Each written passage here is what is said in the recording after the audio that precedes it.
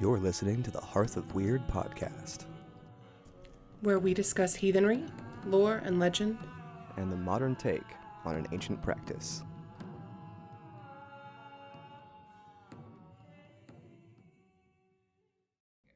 I don't know how to sound natural now. Now I'm overthinking it. Okay.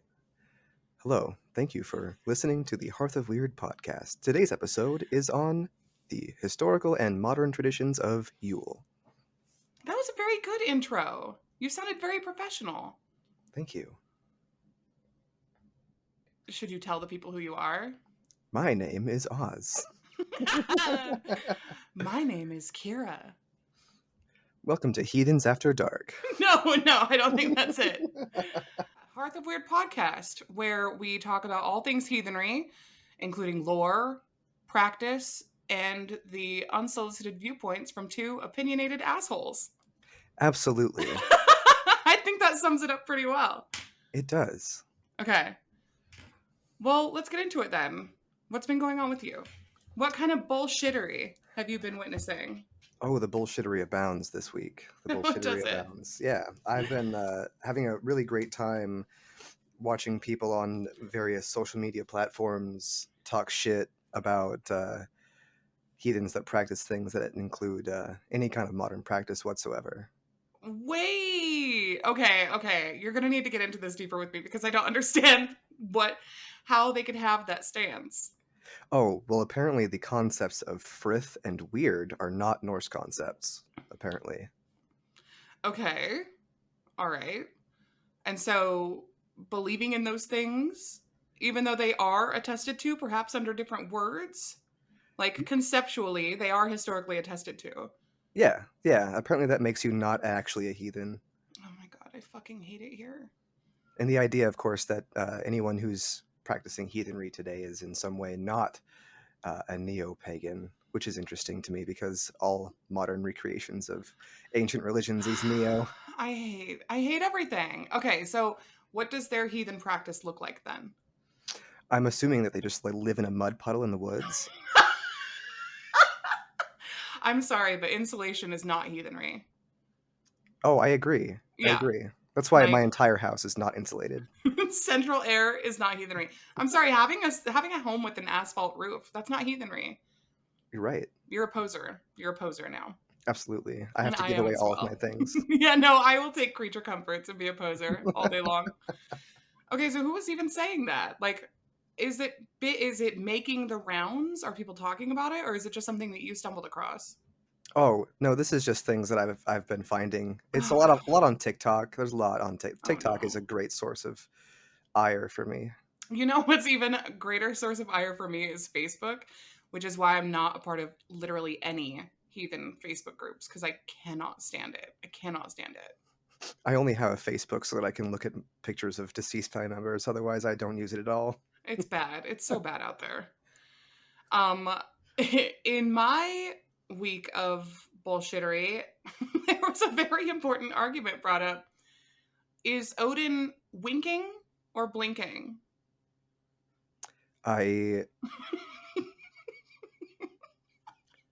Maybe I'm the asshole because neither. What, he just stares? He only has one eye. Yeah, I know. So is it winking or blinking? It's blinking. I don't know. Odin seems like a sassy little guy, so I think he winks a lot, but here's what I decided. When he's winking, it's accompanied with a click sound with his mouth. Yeah, otherwise it's just blinking. Like, you know what I mean? But he's gotta be a winky guy. He has to. I think he is a winky guy. He's kind of a rogue. He's skeevy. There's that too. But he's got to, like, he's got to look at the ladies and all the time. He has to. But Finger it's just guns. The one eye.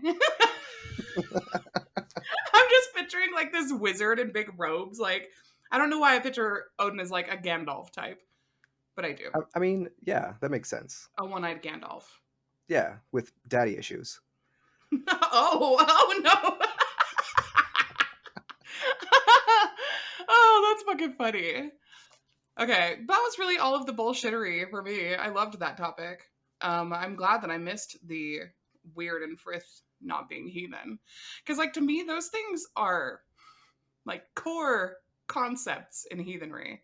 Well, enough with the bullshittery. Do you think we should get to the fucking meat and potatoes of our episode now? I do love potatoes. You do? How do you like them? In my mouth.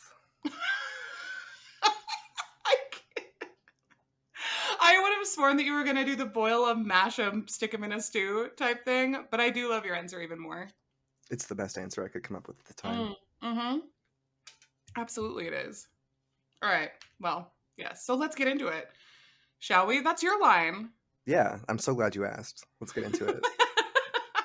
Fantastic. Okay, where do you want to start? You want to start with like the history of Yule? Yeah, do you want to just go back and forth, source for source? We can do that. Yeah, we can absolutely do that. If there's something that either one of us misses, I'm sure that we'll catch it. But I think that a lot of people struggle because there are so many different ways of celebrating Yule, even like historically attested celebrations of Yule. There's the 3-day, there's the 12-day, there's the 2-month that you just mentioned that I had never heard of before that we'll get into. But I will say that traditionally, for the most part, as far as I understand it, that Yule was a 3-day thing.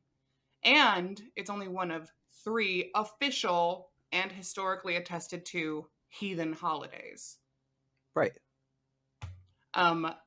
If you want to celebrate Yule on the official Yule days, it's a really simple thing. You just have to calculate it.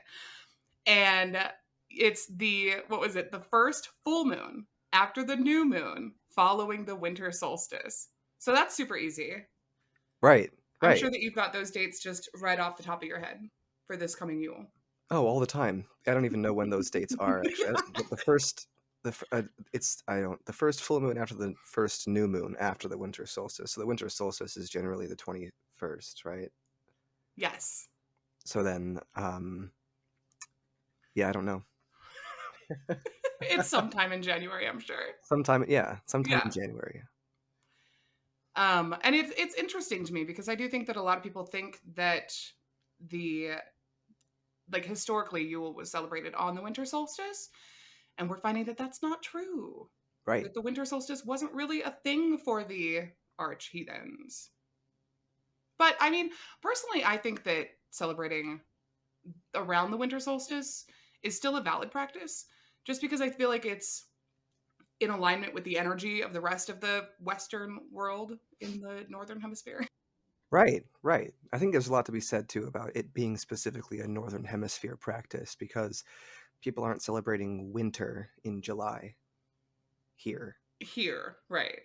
In the Southern Hemisphere, of course, they are. So, right. And that's kind of speaking to the idea that there can't be Norse pagans all around the world. Like, of course there can, 100%. And so for them to celebrate midwinter in the middle of their summer because they have to align with the Northern Hemisphere dates is just absurd. Do you feel that people that live in the Southern Hemisphere should celebrate Yule during winter? Like, is that... I feel like they should, but I don't know. I agree, actually. I agree on that. Because, like, it is about the nature, like the natural season. It's not about a date on a calendar. Right. Okay. Well, we're on the same page then. All right. Well, that's fine. All right. What historical sources should we dig into here? I've got a good one from Benjamin Thorpe. Okay. Which one is that one? In Thorpe's Northern Mythology, Volume 2, pages 49 and 50, this is a very small excerpt that just basically states that Yule existed. Oh, excellent. Fantastic. Okay, let's have it. Okay, so many Christmas customs and pastimes derive their origin from the sacrifices, which in the days of heathenism were appointed in order to render the gods propitious, which is giving or indicating a good chance of success or some kind of favorable light upon these people. Propitious. I like that. Yeah. You'll have to forgive the language. Benjamin Thorpe lived in the 1800s, so... I will not forgive that. Okay. That's fair. I like that, though. Propitious. The sacrifices consecrated to Odin, which sometimes consisted of human beings, were celebrated with games and dancing. In Gothland, as he puts it, where most memorials of Odin are to be met with, a game still exists in some places which represents such a sacrificial dance. It is performed amid many nimble springs and changes of motion by young men disguised with their faces blackened or colored. That's okay. Well, some practices are best left in the past. Some practices are, yeah, I agree. One of these represents the victim. Everything required for the sacrifice is brought forth, which is apparently carried into effect to the sound of music or of song. Sometimes the person selected as the victim sits clad in skin, naked, on a stool, holding a wisp of straw in his mouth, which, cut sharp at the ends and standing out from his ears, is intended to resemble a swine's bristles. Oh, Yeah, like Gulenbursty, phrase bore. all right. I dig it. He is thus supposed to represent the sacrifice made at Yule to Frey, and which consisted of a hog. In many places, a loaf or cake is baked, which is called the Yule hog, or Yule galt, and is kept until the spring when it is given to the cattle with which the labors of spring are to be executed. I love that. That's cool. Yeah. I feel bad for the naked dude on the stool, like the human hog for the celebration. Like, I wonder how they picked that one out. Yeah. Would you volunteer to be the human hog? No, but I think I'd be a good human hog selector. Oh no.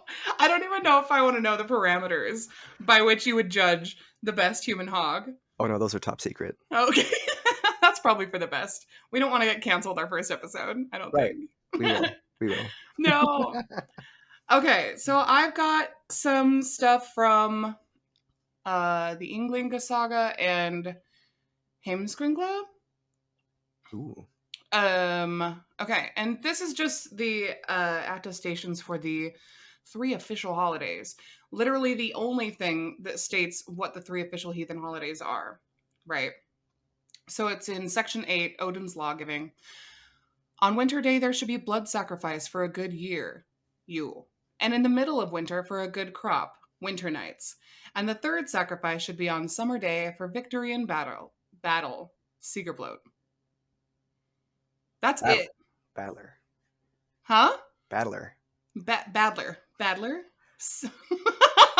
Why? I mean, this really speaks to like the very small amount of historical attestation that we actually have toward heathen holidays, which Oh, is yeah. really interesting. Well, and that's why I'm always just like, and we'll do a full episode on heathen holidays. But what you should know is that the Norse Wheel of the Year, number one, is created by some real questionable characters. Do your research. But also, most of it is Wiccan influenced. Like, those aren't heathen holidays. Those are Wiccan holidays with a Mjolnir thrown on them. Yeah, absolutely. Like Yeah. Beltane, Imbolc. Yeah, none of those are ours. Well, it's totally valid to celebrate the turning of the seasons, like, Sure. and to be in tune with nature and to do the things, but just know that that's not historically how it was done. Absolutely. Okay, and then in Heimskringla, the saga of Haakon the Good, section 15, it says the following. The first night of Yule was Hokunot. That is terrible. Listen, if we have any non-American listeners, like, they are probably shutting the podcast off right now because of my pronunciation of these words. I'm going to fall prey to that too. It's fine. Okay. We're Americans with American mouths. Okay. That is midwinter night, and Yule was held for 3 nights. Heimskringla Saga, Magnus the Blind, Chapter 6, Yule was kept holy for only 3 days when no work was done. Hakon the Good, his saga is all about Hakon, of course, like generating and propagating Christianity in Scandinavia, right? Mm-hmm. And I think that really speaks to it as well, because the idea of like not doing work, kind of like a Sabbath, is not a heathen practice in general, but it is in a lot of Abrahamic faiths. Yeah. Yeah, that's a good point. In your notes, were there other things that you wanted to talk about as far as historical Yule things? I can't remember.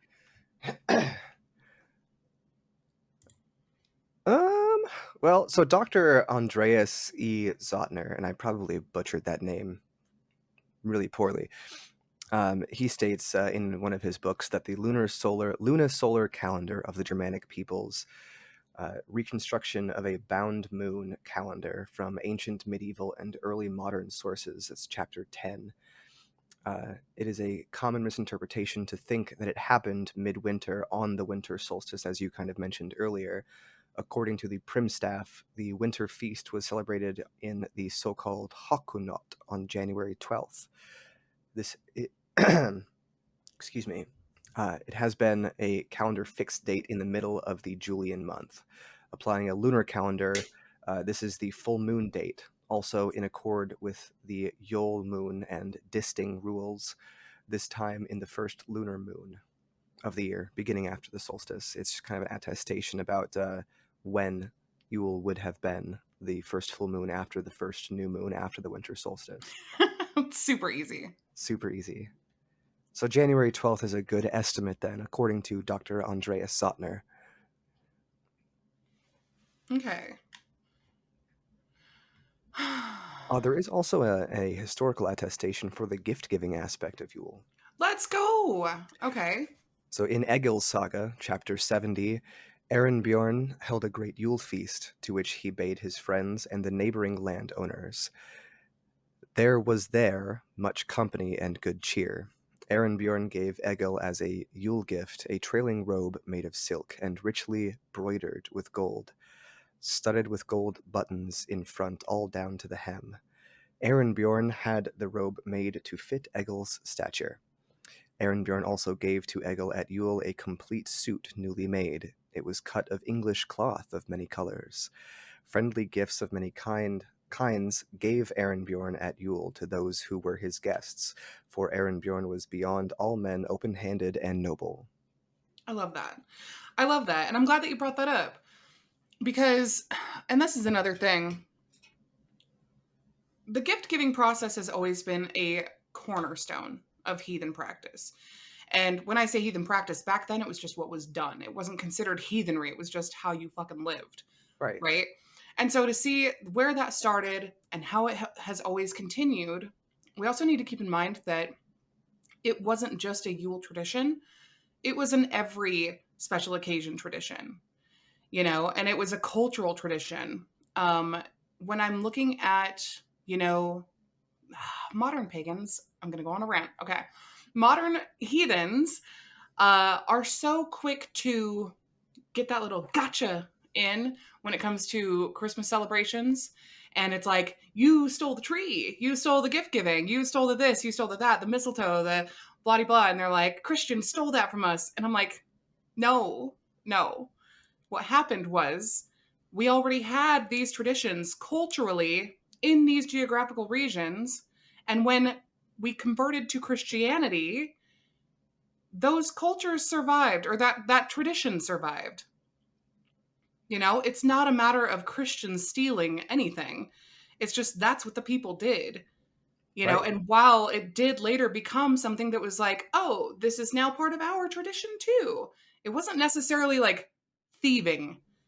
You know, the origins may have been lost until now when everybody's like, do you know where that started? Do you know how the Christmas tree started? Do you know why people give gifts? Do you know, and get into the origin story of these traditions, but it wasn't theft. Of course not. When people bring up the theft of pagan traditions in favor of Christianity's Christmas, I like to cite that the Romans practiced Saturnalia long before heathens practiced Yule, at least that we have record of. And Saturnalia is Christmas. Like if you look at Saturnalia, the entire practice of Saturnalia is Christmas. Right. There are so many things. Well, and it's like, how can you, when you're looking at lights and fires and using the natural things around you, like trees and logs and branches and mistletoe and all the things to decorate, right? That's just what you do for party time, Yeah, you know? And so anyway, I'm so glad that you brought that up. But yeah, I don't want to hear the gotcha moment. Like, I love that it's like the gift giving was a piece of that. Yes, I like seeing the origin, and I like that we're bringing up the origin story again because of the fucking war on Christmas or whatever, it's kind of like, okay, the war is kind of self-inflicted because all of these practices predate Christianity, Right. But it's not like, ha, stupid Christians. Like, I hate that. I hate that. Yeah. Like, they Yeah. have just as much right to the traditions as we do, because it's a cultural thing. Right. It's not a religious thing. Their meaning behind their celebration, the reason they celebrate, sure, that's a religious aspect. But when it comes to the actual, like, traditions, it's not anything to do with the religion. Right. Okay, Secular people practice Christmas. they do. They absolutely do. Um, okay, so speaking of the practices that were happening in Yule, I did find a excerpt here from the Lay of Helgi, the son of Hjorvarth, chapter 4. And this kind of goes into it's a good look at what was actually done traditionally during those 3 days. And again, this is just one account, so grain of salt and all that. It says Heathen was at home with his father, King Hjorvarth, in Norway. Heathen was coming home alone from the forest one Yule Eve and found a troll woman. She rode on a wolf and had snakes in place of a bridle. She asked Heathen for his company. Nay, said he. She said, Thou shalt pay for this at the king's toast. That evening the great vows were taken. The sacred boar was brought in. The men laid their hands thereon and took their vows at the king's toast. Heathen vowed that he would have Svava, Emlimi's daughter, the beloved of his brother Helgi. Then such great grief seized him that he went forth on wild paths southward over the land and found Helgi, his brother. So, in the old traditions, the Yule feast, marking the new year, was a great event in the heathen north. And you're kind of seeing that with the sacred boar, the vows that were taken, which some people believe to be the origin of New Year's resolutions. I don't know, I've heard but that as well. yeah. But also there's a lot of the ghosts and witches, like this troll woman showing up. You see that a lot in these old tales around Yule, that there's all these like spooky critters and like things of the night and things of evil like showing up and spooking around. And that kind of gets into like more of the folk traditions that we'll get into. But yeah, I liked the look though of, what kind of rites were performed in that story at least. I know that there's other ones. Totally. I've heard the same kind of thing too about like laying hands on the boar and making your oaths upon it. Yeah, that's really interesting. Okay. Any other things in our historical section of this episode? I think we should talk about the wild hunt. Yeah, you want to get into some folk traditions? Totally. Okay. Okay. I like that a lot of people talk about the wild hunt, but they don't actually like know. They talk about it, but they don't be about it. Right. Right. But I mean, it's because there's not a lot of things written about it. I did find a little excerpt, and I know you have one too. Yeah.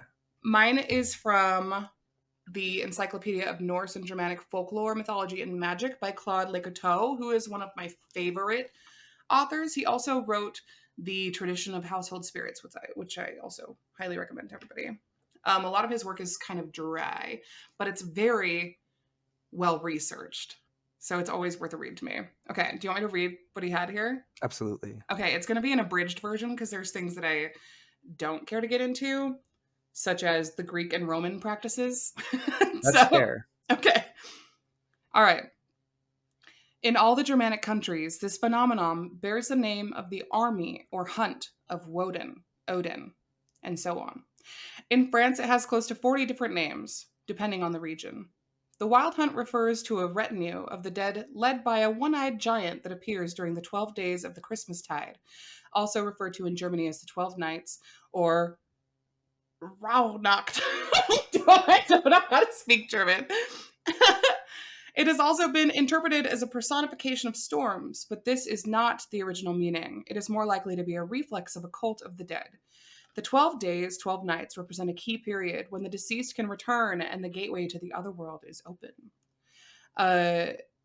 The church interpreted these troops of the dead as those of the damned and integrated the wild hunt into the great cycle of the punishment of sin. The members of the band are then children who died unbaptized, suicides, murder victims, murderers, adulterers, those who disrupted a holy service, and those who broke their fast during Lent. Which I'm having a hard time with, like, murderers running around with babies who weren't baptized. Like, they're all in the same group of sinners. Their victims are all in the same group. Like, how? Yeah, I can't imagine just being murdered and then all of a sudden being a member of the Wild Hunt. That doesn't seem fair. The dude who just likes snacking and he broke his fast. Right. He's running around with the murderers. Yeah, anyway, whoever finds himself in the path of the Wild Hunt risks being carried off, which just barely failed to happen to 16th century French poet Pierre de Ronsard, if we can believe his Hymn des Demons, or Hymn of the Demons. The first written account of the Wild Hunt dates from 1092 and is found in Orderic Vitalis' Chronicle Historica Ecclesiastica. Accounts began to multiply starting around 1170. This extremely popular mythic theme was gradually enriched with meaningful details. A cart became a part of the troupe, as did various animals. I think it's funny. I love that, though, because, like, then we can see also these traditions were just adopted by the church. It's just like, oh yeah, the Wild Hunt, spooky Odin and his ghost people, like, those are unbaptized babies. What the hell? I think it's Okay. also really interesting how all of these different cultures share pieces of their history and beliefs, because it's not just a Norse belief. It's not just a Germanic belief. It was also French. It was also Yeah. Balkan and Slavic. I mean, these things go all over the place. Like the Grimm brothers wrote about the Wild Hunt. Yes. I have an excerpt from Benjamin Thorpe. Let's Uh, do it. in Thorpe's Northern Mythology, Volume 2, page 83. In Scania, the sounds like voices that are at times heard in the air in November and December are by the common people called Odin's Hunt. Grimm also connects the Wild Hunt with Odin, the tradition of which is current over almost all Germany. In the course of time after the introduction of Christianity, the pagan deity degenerated into a wild hunter, regarding whom almost every place where he is said to ride its tradition. And of course, this was written in 1850, so bear that in mind. I love that. I think it's spooky. I kind of love it. Somewhere, and I don't have the source for this, but somewhere it was said that the myth of the Wild Hunt, or the story, the legend, that's a better story, the legend of the Wild Hunt, was created because during this time of year, there's a migration of these giant fucking crane birds that make a whole ruckus, and, like, the sound of their flapping wings is very intense, and the noises they make, and they fly at night. Interesting. And so, like, that's where they think that the, like, superstition came in around that time of year. But yeah, it's not sourced, so I trust me, bro. Trust me, bro. Yeah. Trust me, bro. Okay, so some other folklore that I love.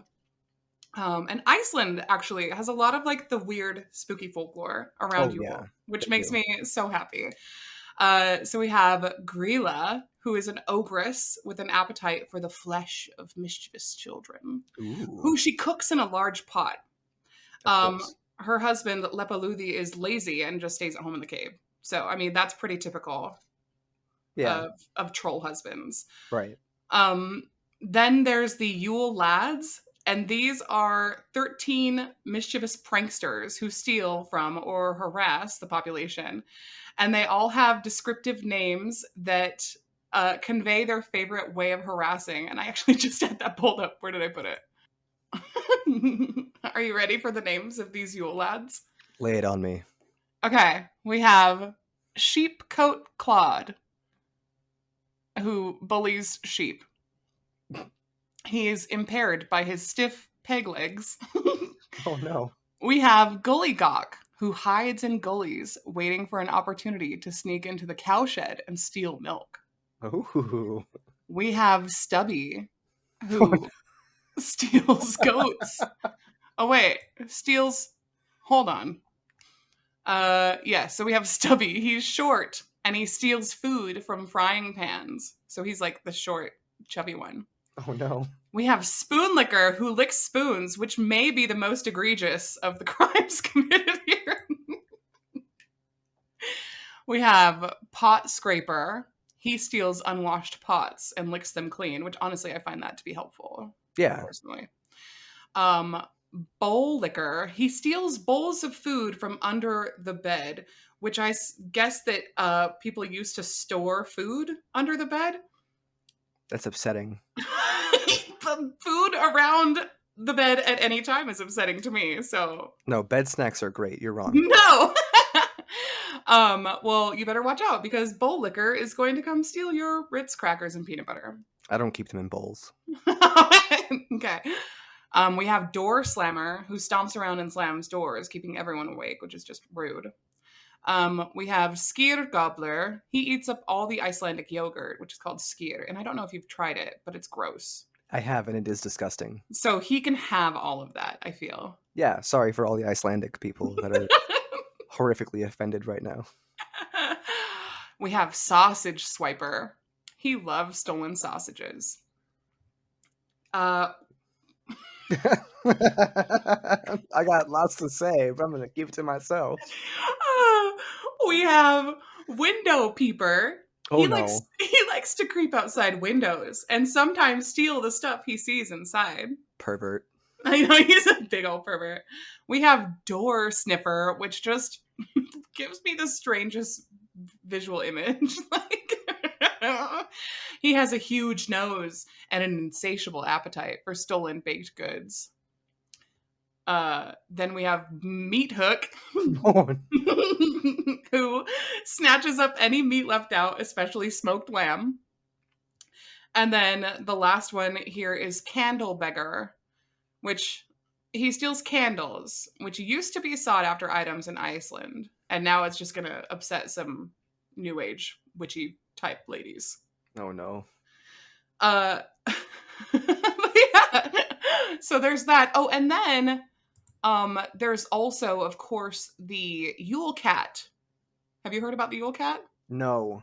Okay, the Yule Cat is a huge and vicious cat who lurks about the snowy countryside during Christmas time and eats people who have not received any new clothes for Christmas. Oh, that's rude. What is what? That's very specific. It's like, oh, you're too poor to afford clothing? Gonna eat you. I'm gonna eat you, yeah. Don't eat the rich, let's eat the poor. That seems like a bad policy. I agree. I really do. I'm like, that's some fucked up traditions. I'm not trying to like hate on some, sacred cultural traditions or anything, but it's kind of weird. No. Now I'm gonna have to make sure that I buy everyone I care about clothes. Yeah, or else they're in danger from the Yule Cat. This is a first world problem. It really is. That's really the only like folk traditions that I found that stuck out to me specifically. I mean, there's a lot of really weird things around this time of year. Like I don't have a source for it, so it's just trust me, bro. But Love it. one of them was like, don't leave your panties on the ground because the house trolls will take them. Naughty. Yeah. Oh, what's the one? The Yule lads. It's like put candy in your shoes or they're going to fill your shoes with rotten potatoes. Oh. So Well, there's that. What's with all these first world? We have to spend so much money around this time of year already, and to have to add more money to appease trolls and shit. I know. And see, this is it. This is where the capitalist traditions of Christmas began. That's a valid take. That's a valid take. Like you've always had to spend extra money and make extra food and buy extra clothing. Otherwise your kid's going to get eaten by a cat or have rotten potatoes in your freaking shoes, which is just inconvenient. Nobody wants any of that. No. Okay. So we talked about the historical aspects of Yule and some folk traditions. What are your traditions? Because I think that that's something that a lot of heathens want to know, especially if they're newer to the practice. Like, what do you do for Yule? And also, I kind of wanted to get into it because we both have kids, and like, so I wanted to talk about how we involve our kids or our family in those traditions. Totally. Totally. So my entire Yule practice came from a group of people that used to be called Hugin's Heathen Hoff, which unfortunately are no longer around. It's so sad. I loved that website. It really Loved that is. website. It was so good. I have some mixed feelings about it because a lot of it could be very Wiccan in origin, but I like a lot of the things that I found on Heathen Hoff, a lot of their practices because they just seem very, I don't know, very very on the nose. And so while I've taken all of my Yule tradition from the Heathen Hoff website, I have kind of tailored it for me and my family. Perfect. I love that. Also, like, I feel like anytime that you're getting into a Reconstructionist faith or path or religion, whatever you want to call it, there's going to be aspects of other practices in it. It's just how that goes. Oh yeah, I agree. Like, we don't have all of the pieces. And I cannot do a full sacrificial boar for 3 days. That doesn't fit my lifestyle. So You I've live in got to the come up. suburbs. I do live in the suburbs. I think my neighbors would be really concerned. But like, so we do have to tailor it. We do have to alter it a little bit. And there's nothing wrong with that at all. In Right. fact, like my family, we we still celebrate Christmas. We're heathen and we call it Yule. We do the 12 days of Yule, but we still celebrate on Christmas Day. But yeah, okay. Sorry, I did not mean to interrupt you. Get into No, your. that's okay. Okay. My family does the same thing essentially. I do 12 days of Yule, and then because I married into a family that is not a heathen family, they also do Christmas, and so we do that too. I think that's fine. Yeah. So 12:20 is when I start. That's my first night of Yule. Hmm. That one I most people refer to as Mother's Night. That's dedicated to Frigg and her handmaidens in the Disir. Even though there's also Disting and a few other like Disablot, I also include the Disir in there. I do a little prayer to Frigg and her handmaidens, and then I try to make a dinner that's kind of traditional to my family. Unfortunately, I don't have any of those, so I just make up my own. Like this year, I'll probably do something like yakisoba because it's delicious. The traditional dish of yakisoba for Right. Yule. I love it so much. We we put out a plate portion of our meal for the Disir and for Frigg and for Frigg's handmaidens, and then we actually have this little game that we play where after we eat, we write down the names of all of Frigg's handmaidens, and then we put them into a hat or a jar, and then we each take turns pulling one of those names out, and then the the characteristics that these handmaidens embody is then what we would focus on for the next year. Oh, that's cool. I love that. Yeah, it's I pretty think fun. I might borrow that from you because I like that idea a lot. Do it. It's great. The next day, 12:21, I follow along the Heathen Hoff schedule and I go with Sol and Mani. So we do a prayer before the sun comes up because this is the longest day of the year, and so this is the day when Sol needs our help the most. So I light a fire before the sun comes up to try and like help energetically fuel her journey across the sky I on love that. her longest day of the year. I love that. That's so great. This is also the day that I start my Yule log, and then I save those ashes for the last day of Yule. Amazing. Okay. The 22nd, I do for Frey and the Alfar, the elves. There we do a little prayer and then cook pork in honor of Frey that evening there. Um, and we just enjoy discussing at dinner over this pork that we cook, discussing our accomplishments for the year and kind of sharing what we'd like to accomplish in the next and giving each other support in that endeavor. Cute. I love it. Yeah. The 23rd is going to be upsetting for a lot of people. It's for Loki and Sigyn. I don't care. I don't want to hear about it. Do not bother writing in the comments. Don't listen. This is fine. Tell me what it is. So essentially, during the day, we make an animal mask that represents an attribute that we would like to embody in the coming year. I've got bear, wolf, fox, mink, seal, boar, horse, rabbit, cat, snake, deer, raven, falcon, and goat. And so it's Nice. just like a crafting day, essentially. Like we craft these little masks. But yeah, so we just do that, kind of like, build crafts together. I don't have like a set aside dinner for this day. It was just, you know, fend for yourself, I love that. That's fine. which is something that Loki's very used to, of course. Mm-hmm. The 24th is the Wild Hunt, the night of the Wild Hunt. And I actually include a piece of Norse and a piece of Germanic traditions, which, of course, I got from Heathenhof and kind of tailored for my family. This day is for Odin and Frau Hulda. Okay. Tell us about Frau Hulda. Okay, so everyone knows about Odin, right? But Frau Hulda is also regarded as one of the leaders of the Wild Hunt, as well as a goddess who ruled over the productivity of the household, winter, spinning yarn, and magic in old Germanic beliefs. Dope. I love that. Yeah, so this is a day that we do some more crafts. We make some ornaments for our Yule tree in honor of Oski. Oski is Odin's aspect as the granter of wishes. So we would create an ornament that kind of embodies what we'd like to see in the coming year, and then we would ask for Oski's blessings um, for each of our little ornaments, which could double as offerings. Cute. I love that.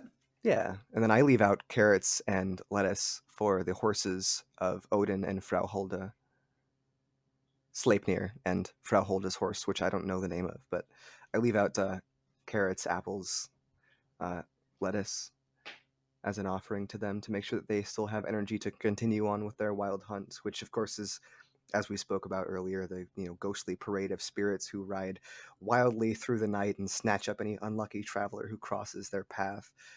Odin and Frau Hulda and their people and ghosty things. Uh, Their parade of spookies. their parade of spookies. They track down all of these errant spirits so that they don't harm anybody. The 1225 is for Balder and his wife, which is Christmas Day for people who celebrate Christmas. This one is it's kind of like a vigil for me. Vigil. I don't know. Yeah, Memorial. vigil, that's a good word. There we go. Yeah. Vigil. I'll take it. So we light candles for Balder. And unfortunately, I also include a bit of levity in here where I ask for blessings on sprigs of mistletoe because I'm a dick. That is unfortunate. But I mean, I feel like people worship the item of their god's destruction all of the time. That's a I, very common practice. I like crucifixes. Yeah, that's exactly what I was thinking. I'm like, oh, do I say it? Do I say it? I have to. They know what they're doing. They know It's what not they're new doing. information. Yeah. Well, also Balder's kind of he seems like a cool guy, so like he probably forgave mistletoe. Of course he did. I bet Course he he did. is a really cool guy. He's like, oh, that sweet little sprig of mistletoe. I didn't know. Just a baby. Just Just a a baby. baby. Wait, that's all I do on the 25th, aside from doing the general secular Christmas things like opening presents and waking up way too early, Ugh, God, I know. listening to screaming children, and yeah, mainlining coffee into my heart. Absolutely. 12/26 is the next day. This one is for a deity that I've had a hard time sourcing, but I have only heard about through conversation with German people, and that is Kauri and his kin. How do you spell that? Ka with an accent, Ri. Okay. Yeah. What tell me about it. So Kauri is a giant of the wind, the brother of Aegir, the sea god, and Logi, the god of fire. He's essentially the personification of the north wind. Kauri is the father of a son named, unfortunately, Frosty, which means frost. Okay. It's actually attested to in the Orkney Inga saga. Okay. And he's got a son named Jökull, which means glacier. In the Versi Noreger Bigdist, I can't. This is fine. This is great. Yeah, I can't pronounce these words. This son is in turn the father of Snare, which means snow, who is the father of Thori. Thori is the name of Father Winter, for which Thorablot is named. Right. And he then has 3 daughters: Mule, which means powdered snow; Drifa, which is snowfall; and Fon, which is snowdrift. Cute. That's adorable. Yeah. So we do a little prayer to Cowrie and his kin, and then we make a feast of lamb stew and leaf bread. I, of course, don't actually like lamb, so I will just most likely have like spaghetti or something easy. Keeping in the northern tradition there of the spaghetti. Absolutely. Absolutely. We make there's snowflake designs on these like little leaf breads, right? Cute. And they make a really good offering to Cowrie and the spirits of winter. Before we eat, of course, we leave some of our food as an offering to these deities and their family. And I also like to offer a little bit of vodka or like peppermint schnapps because Cowrie is a trash mouth like you. Oh, listen, I don't drink peppermint schnapps. That was the first spirit that I ever tried at an age that was far too young. And now I will not. I will not. I can't. Yeah, It's you're feeling terrible. full of the spirit there, huh? No, oh god. It's absolutely horrifying. Fucking peppermint schnapps. And then 10/27, 12/27. I jumped back to October for some reason. Skadi and Uller. I make edible ornaments out of like popcorn, dried fruit, and suet, and I put it on natural string like jute twine, and then I decorate a tree outside, a living tree. Cute. Yeah. I do the same thing on a different day, but I love that. I love that. Plus, you can get your kids involved, which is super cute. Yeah. I love it. It's fantastic. It's wonderful. It's cold because it's in amazing. December. Mm-hmm. Yep.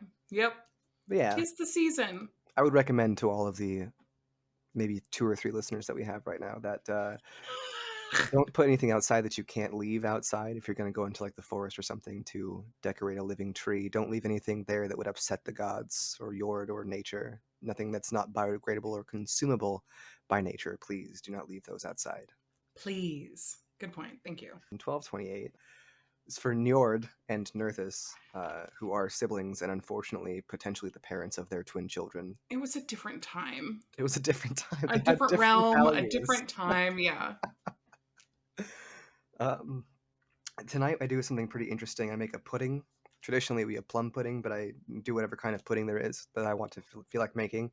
Get my whole family involved in the making of that so that we're all stirring our energy into this pudding. Cute. And then we would drop a coin into the pudding, and then we'd dish it up, and then whoever got the coin in their pudding, they get a blessing of wealth in the coming year. That's really cute. I like that. Yeah. And we also leave out some of the pudding, of course, as an offering to Njord and Nerthus. 12/29 is for Freya. Specifically as a Sather practitioner, master even. We do a little prayer, and then we ask her for her blessing.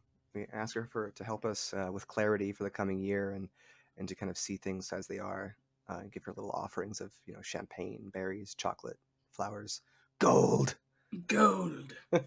I love that. I don't have any gold to offer. I don't either. That's why I just paint gold stuff. Hey, sorry, babe. Here you go. Listen, we're on a college budget. This is the best I can do. Yeah. No offense. Chicken top ramen. The seasoning is kind of gold flavored. It is in the packet, the foil packet. It's shiny. Exactly. I love that. Offerings on a budget. We're gonna have to do an episode on that. Oh my god, that's a really good idea, though. 12:30. Idun and Bragi. This is when we make wassail. Wassail. Wassail's so good. That's good. the whole activity for the day is just making wassail. Oh, excellent. I love that day for you. I'm gonna have that day too. 12:31. Thor and Sif. This is 12th night. So this is the last night of Yule for me. Is the last day of December. And this is the day that we would make. We would do our spiritual and physical cleansing of our house. We clean our house back to front and everything, top down, the whole house, clean the whole house. As we're doing this, we're also fumigating with herbs that are local to my house and my property here, and that is specific to the land whites that we have living here on our property, because they are the ones who are helping me, to grow everything that I have in my yard here. So I use the herbs and the things that I have here to fumigate my land and my house. And this is also a day when we would take that the ash from our Yule log, and we would sprinkle some across every entrance and windowsill to help protect the inside of our house from Ooh, the okay. negativity of the outside of our house. I love that. Yeah. At midnight on the new year is when we would start banging pots and pans to create a cacophony, so that we make all of the remaining negativity of the Yule spirits that are around that didn't get picked up by the wild hunt to kind of get the fuck out of here. Sound cleansing, baby. Heck yeah. I love me an audio cacophony. You are an Okay. audio cacophony. That's very true. I am an audio cacophony. My traditions, some of them are very similar to yours. We do the Mother's Night. My Mother's Night is more focused on my ancestors, which, I mean, the D's, right? But I don't really do a lot for any deity that day. I will make recipes that belong to my grandmother. And it's usually me and Johnny, my oldest kid, that are doing the baking and the mixing. And as we are doing those things, I'm telling stories about them and memories that I have of them and the way that we used to spend time together.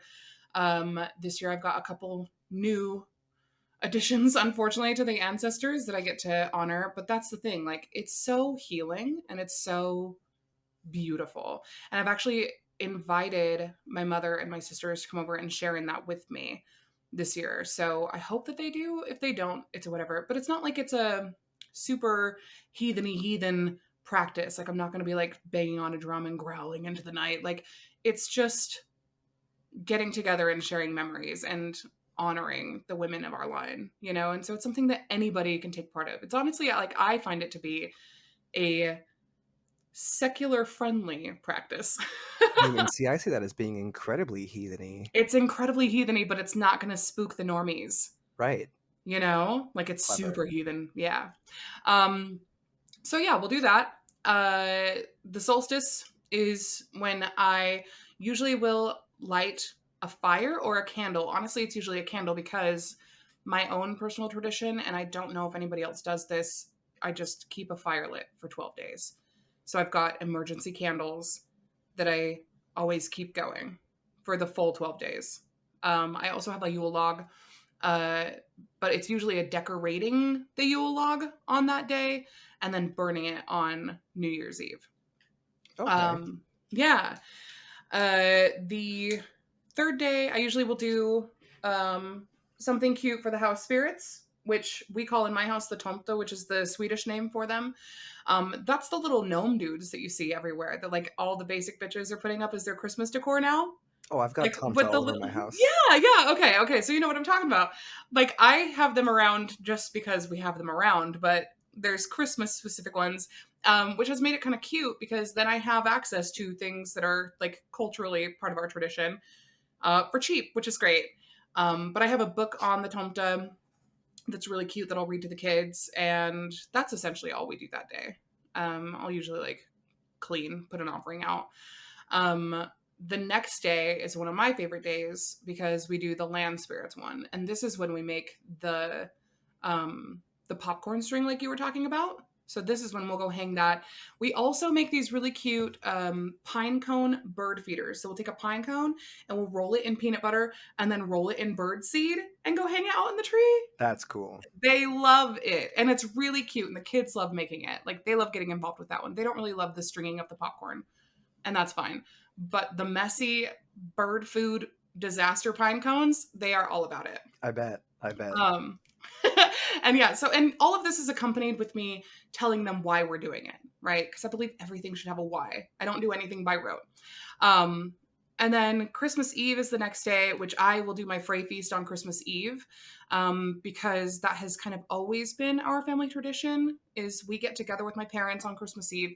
We have ham, we have cheesy potatoes, and then it's a really, like, special tradition for us where we all get together and talk about how we're, like, what we're thankful for the year before, and then we also share one of our favorite family memories around Christmas time. And like we stay up and the kids get all excited for Santa coming because we still do the Santa tradition in my family, at least. Did I tell you? I'm going to go off on an aside. Did I tell you how I almost ruined Santa for my child? You did, but I want the listeners to hear it. Okay. So I have this Santa that I bought from a store. It's like one of those decor Santas that's like the porcelain doll looking Santa that has like the big furry jacket and the big white fluffy beard and the hat and all that shit. And it was a very foresty looking Santa. So I brought him home and I painted over one of his eyes and like made it so it looks like a scar. And so he looks like Odin. So now I've got my Odin Santa up in my house.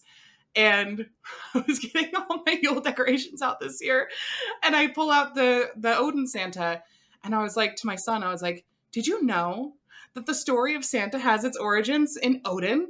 And he's like, what do you mean, the Santa story? And I was like, oh shit. And I was like, oh, I just mean that some people think that Santa is Odin. And he's like, really? And so I covered it, but I literally almost ruined Santa for my child. He's only 7 years old. I would have felt so bad. If you're listening, Johnny, please stop listening immediately. Johnny, turn this podcast off. Well, no, if you are a child, don't listen to this podcast. Do you know how many times we've sworn and things? Yeah. Like, we've kept it pretty PC, I think, compared to, like, how we normally talk, but still. You should write a primer on your Yule practices because I want to adopt some of yours. Okay, I will. I've thought about it. It's just a lot of work. I think about it every Yule, and then by the time Yule's over, I never do it. We'll put it on a list. We'll put it on a list of like long-term goals, stretch goals. Okay, fantastic. And maybe I'll remember to take pictures of all the activities this year. Ooh. And then that can be like a little ebook or something. That'd be cute. Totally. Yeah, okay. Anyway, so we do Phrase Feast on Christmas Eve. Christmas Day is Christmas Day. And so we do the gift exchange, and it's all about family time. And I'm sorry, family time is heathen shit. It is. The connection, the gift giving, gabo, all of that is heathen as fuck. And so that's all I worry about on that day. We feast, we enjoy each other. Oh, it's so good. And then the day after Christmas is when we talk about the Wild Hunt, and we do our offering to Odin. And I honestly like kind of curb it a little bit, and I tell it like it's a legend. So my kids aren't like weird and worried about it.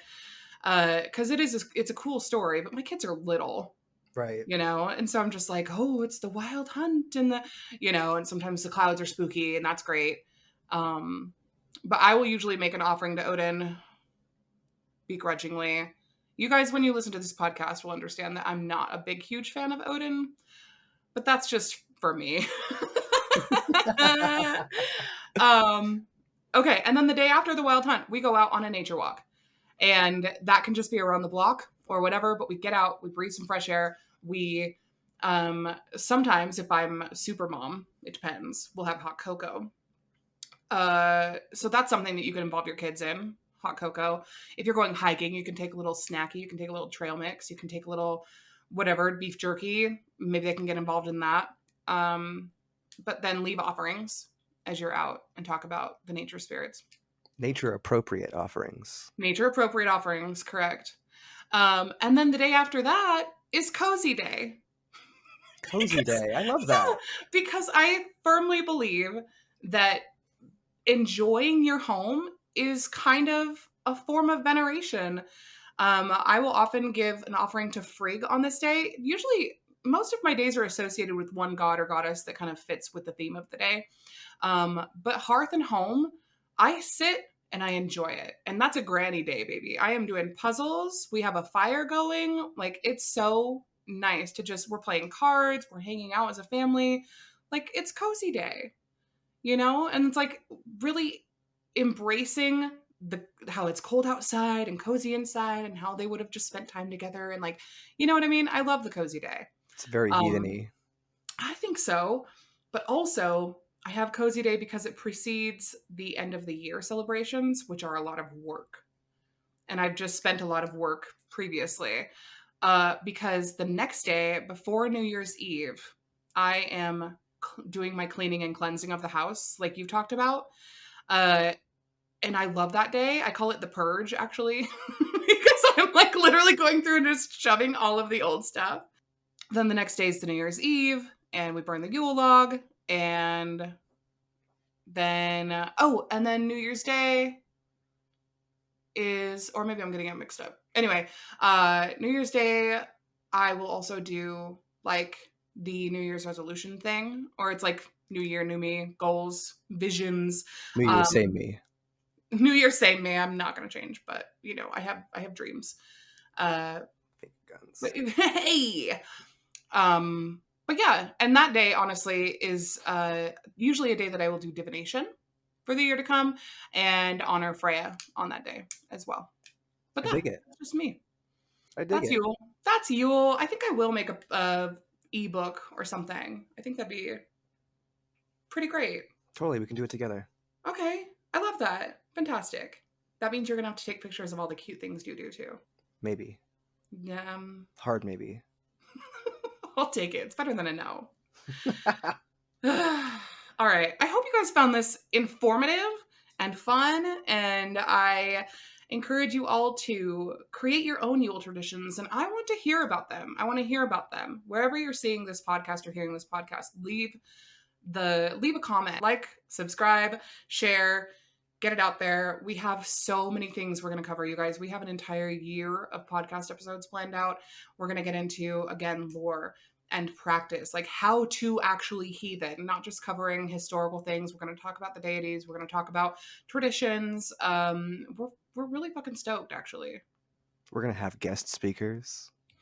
I mean, I feel Maybe. like maybe I would hope so. I think that we'll probably get sick of each other's voices by episode 2. Probably. Hasn't happened yet. It probably won't ever happen. All right. Well, thank you guys so much for listening, and we will see you next time. Bye.